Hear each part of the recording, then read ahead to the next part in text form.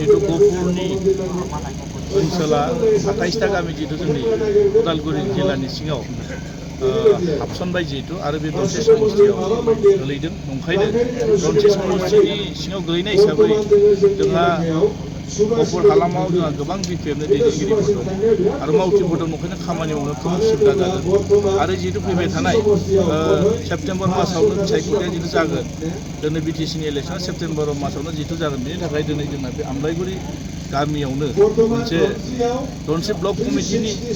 आन्दाराव मोनसे branch office हिसाबै जोङो दनसे ब्लक कमिटि हिसाबै दिनै अफिस लानाय जादों बे जोंनि थाखाय मोजां आरो बे अफिसनि गेजेरजों गासै जोंनि बिपिएफनि दोलोनि हाबाफारिफ्रा सोलिलांबाय थागोन आरो माबायदि प्रिपेरेसन जादों सार ओरैनोथ' जों जेरैबायदि दनसे समस्थियाव जों बिपिएफ हिसाबै जों जेनफेराखै आरो जेननायबो नङा मानोना दिनैनि थारिखआव जेरैबायदि जोंनि दनसे समस्थिनि रायजो राजाफ्रा बुजिनो हादों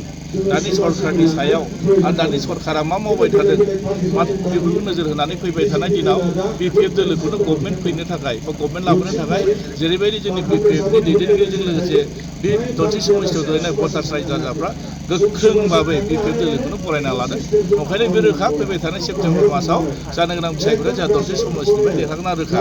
आरो खुनु पइन्टनिफ्राय जों रावबो फेजेननो हाया दिनै गुबुन गुबुन दोलोनि मानसिफ्रा जानला मोनला खोथा बुंनो हागौ जोंनि रेकर्डफ्रानो खिथायो आरो जोंहा गोबां धरननि बे फिला मोजां आरो जोंखौ रावबो फेजेननो हानाय नङा आरो मानोना जों नुनो मोन्दों गुबुन गुबुन राजनिति दोलोनि हान्जाफ्रा गोबां आसा आरो मिजिं लानानै बिथांमोनाव फैदों जोंहा बुंनांगौ बेयाव बाजानांगौ गैया खिन्थु जों बिपिएफ दोलोआ फैबाय थानाय दिनाव गभर्नमेन्टबो दागोन आरो दनसे समस्थियावबो जों देरहागोना बे रोखा आरो 125 एमेन्डमेन्ट बिलनि सायाव नोंथांमोना मा बुंगोन मानोना बेखौ लाना गोबां बाथ्रा दान्थेलायनाया नुजाथिबाय बिलनि सायाव जोंहा बिपिएफ हानजा हिसाबै जोङो बेखौ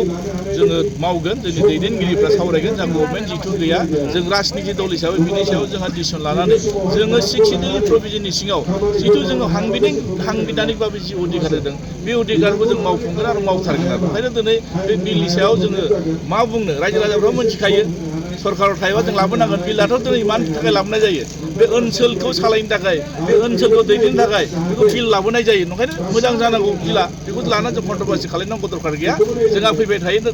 थानाय दिनाव बे बिलखौ मारै मावफुंनांगौ जोङो जोंनि दैदेनगिरिफोरजों सावरायनानै सरकार दानायनि सायाव जोङो डिसिसन लाबोनानै बेखौ जोङो मोजांनि थाखाय मावगोन आरो सार रुलिं सरकाराव थानाय बिथां सासे रन्जित बा फेरेंगा बिथाङा बुंबाय थादों बिपिएफनि मानसिफोरा गफुराव फैयोब्ला बिथांमोनखौ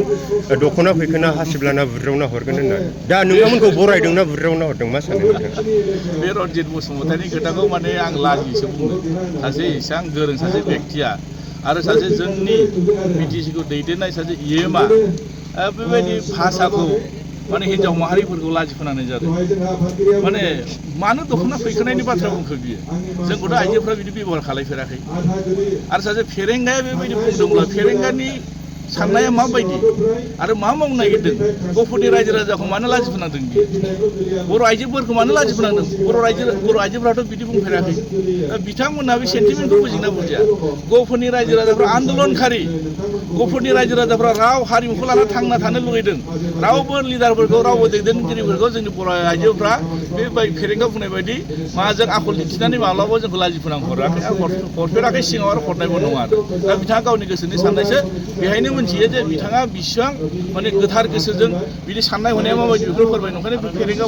बसुमतारिनि खोथाखौ आं बेहाय बुङा लासिं बे बाथ्राफोरखौ बुंनो गोसो गैया मानो फेरेंगा बसुमतारिया सासे गोख्रों दैदेनगिरि ना बिथाङा मा मानसिखौ नोंथांमोना बुजिखागौ आरो फेरेंगा बसुमतारिनि खोथाया दिनै मुल्य गैया मानोना सेप्तेम्बर मासावनो जिथु बिथाङा जेरखासिगोन बिनि पावारा जोबसिगोन गैला बे 2 मासनि उनावनो मानसिया बबाव गोमोना थागोन मोनथिनाय नङा आरो ओंखायनो दा साननैसो पावार थानायखाय जानला मोनला खोथा बुंबाय थादों बे जा खरसा नांगौ दरकार गैया गफुरनि रायजो राजाफ्रा जेरैबायदि जोंखौ वेलकाम खालायदों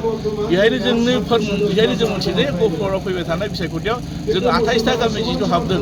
जोंहा भटार लिस्टआ ओंखारगोन बे मासावनो ओंखारगोन जेब्ला फाइनाल जायो अब्ला बांसिन नाम्बारसखौ जोंनो बिपिएफआनो होगोन आरो बिथांमोननि साननाय बिथांमोननि मावनाय बिथांमोना लुबैनाय बाथ्राखौ जोंनो बिपिएफजों गोरोबनाय आरो बिपिएफखौ बिथांमोना अरायबो हास्थायो आरो बिपिएफआ जेरै 15 बोसोर सरकार सालायनायाव जेरैबायदि गफुरनि रायजो राजाखौ मालाबाबो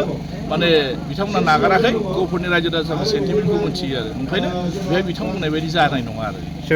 बिटिसिआव बिपिएफ सरकार फैनायनि उनाव गफुरा दिनैसिमबो बिटिआरनि माखासे जिथु एग्रिमेन्ट मथे हाबजोबाखै हाबजोबनांगौनि बेलायाव नोंथांमोना मा खामानि मावो? बेखौ आं सिगांबो बुंदों आरो दाबो बुंगोन जे जोंनि BPF-नि एजेन्डाया जाहैदों मा जोङो बे माने 28टा गामि जितु हाब्बाय बेखौ जों वेलकाम खालायबाय आरो माखासे सोनो गोनांखौबो जों सोनायनि थाखाय जोङो BPF दोला मावगोन मानोना जोंहा दायित्व दं मानोना दिनै जों आन्दलन खालायनाय बेनि सेन्टिमेन्टखौ जों बयबो बुजिगौ ओंखायनो BPF-आ मालाब्लाबो बेखौ माने बारख्ल बुरख्ला जाजानायखौ लुबैयाखै जोङो दिनै सरकार फैनाय लोगो लोगो जों गासै गामिफोरखौ साংবিधानिक भावे 6 प्रभिजननि सिङाव बे गामिफोरखौ जों बोरै सोनो हागोन बेखौ जों सम्पूर्ण भावे BPF दला दायित्व लानानै खामानि मावनो थाखाय जोङो रेडि दंखायो जों सरकार लाबोनांगौ रायजो राजाफोरनि दायित्व आरो जोबथि सोंथियाव जाय BTR-आव गहपुरनि बर' गामिफोरा हाब्बाय बिथांमोननिसिम मा मेसेज खावलायो? आङो बेखौनो बुंगोन जे गहपुरल' नङा जोंहा 60टा गामि जिथु सनितपुर आरो बिश्वनाथ बे मोननै डिस्ट्रिक्टआव जोंहा 60टा जिथु गामि हाबदों साफ्रोमबो गहपुरनि आरो जोंहा बिश्वनाथ डिस्ट्रिक्टनि जायफोर दिनै माने BTC-नि सिङाव गोलैबाय बिथांमोना मोजां साननानै फैबाय थानाय दिनाव बे ओनसोलनि जौगानायखौ नोजोर होनानै सरकारा सोर फैगोन बेखौ नोजोर होनानै जाहाथे मोजां सिन्था खालायनानै बिथांमोना भटखौ होगोन आरो माखासे खामानिफोराव गोबां खामानि मावनांगौ दंबावो जिथु गामिफ्रा बारख्ल बुरख्ल जादों बेखायनो जाय सरकारा फैयोब्ला मोजां सरकार दानो हागोन बेखौ नोजोर होनानै जाहाथे बिथांमोना भटखौ होगोन आरो बेखौनो आं खावलायगोन आरो थेंक इउ